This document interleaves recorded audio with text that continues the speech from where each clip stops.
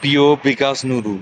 হাসিনাকে আম্মু ডাকলেন, আবার ক্ষমতায় যাবার লোভে বিএনপির পাঁচাটা শুরু করলেন, বিএনপির দালালি শুরু করলেন এবং সেই বিএনপির হাতেই আটক হইয়া মাইর খাইলেন।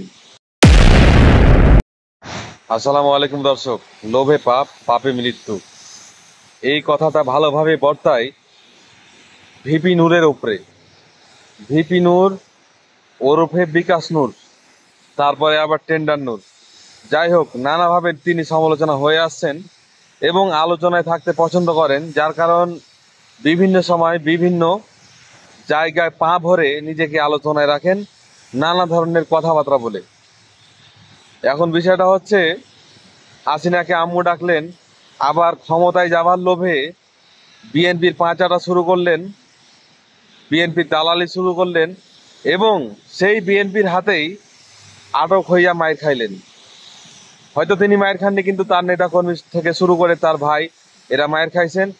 তাকে আটক করে রাখছে বিএনপি নেতারা এবং তাদের অফিস ভাঙচুর করেছে, তাদের পোস্টার, ব্যানার, ফেস্টুন সব তন্ন বিতন্ন করে ছিঁড়া ফেলা তামা তামা করে দিছে।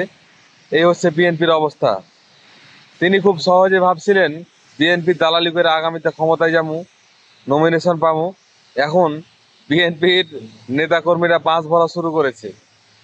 এই নুরুদের এরকম অবস্থা হওয়া উচিত। অতিরিক্ত লোভ করলে মানুষ কখনোই ভালো কিছু করতে পারে না। এভাবেই আকাশে উঠতে উঠতে টুপ করে মাটিতে পড়ে যায়। তো বেশি লোভ করা ভালো না।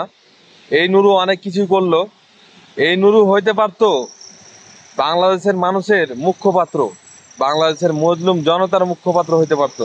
মানুষ তারে নিয়ে অনেক আশা আকাঙ্ক্ষা করছিল, কিন্তু সব মাটি করে দিয়া সে শুরু করছে দালালি, টেন্ডারবাজি এবং বিকাশের মাধ্যমে অবৈধ উপার্জন, যা তাকে ধ্বংস করে দেওয়ার পথে নিয়ে গেছে এবং তার যে বর্ণাঢ্য ক্যারিয়ার তৈরি হতো, যে ক্যারিয়ার তৈরি হওয়ার সম্ভাবনা ছিল, সেই ক্যারিয়ারটা পুরো ধ্বংস করে দিয়েছে।